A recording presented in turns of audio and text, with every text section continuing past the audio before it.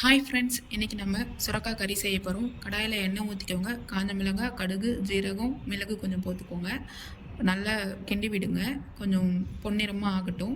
அதுக்கப்புறமேட்டா பார்த்தீங்கன்னா வெங்காயம், பச்சை மிளகாய், பூண்டு கருவேப்பிலை தேவையான இதெல்லாம் தேவையான பொருள். முதல்ல வெங்காயத்தையும் பச்சை மிளகாவையும் போட்டுக்கோங்க. கொஞ்சம் மஞ்சத்தூள் போட்டுக்கோங்க. கருவேப்பிலையும் போட்டுக்கோங்க. உப்பு லைட்டாக வதங்கிறதுக்கு மட்டும் போட்டுக்கோங்க.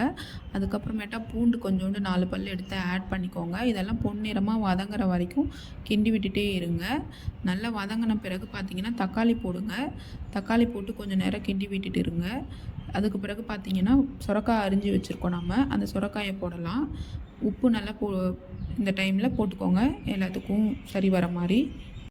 இனிமேல் கோடை காலம் தான் வரப்போகிறது ஃப்ரெண்ட்ஸ். இப்போ இதுக்கப்புறம் சுரக்காய் சாப்பிட்டிங்கன்னா நீர்ச்சத்து அதிகமாக இருக்கும், உடம்புக்கு ரொம்ப நல்லது.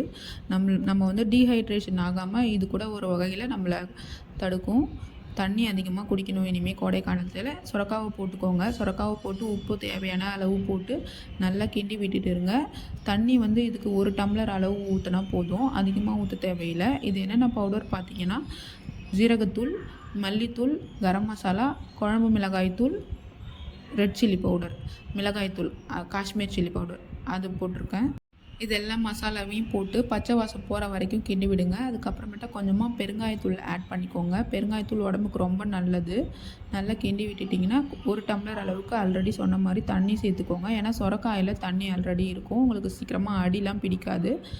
தண்ணி ஊற்றிட்டு கிண்டி விட்டுட்டு கொத்தமல்லி தழை போட்டுட்டு ஒரு 10லேருந்து 15 நிமிஷம் வேக வைங்க ஃப்ரெண்ட்ஸ்.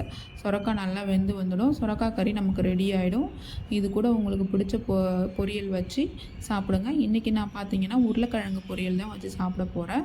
மறக்காமல் லைக் பண்ணுங்கள், ஷேர் பண்ணுங்கள், கமெண்ட் பண்ணுங்கள், முக்கியமாக சப்ஸ்கிரைப் பண்ணுங்கள் ஃப்ரெண்ட்ஸ். தேங்க்யூ.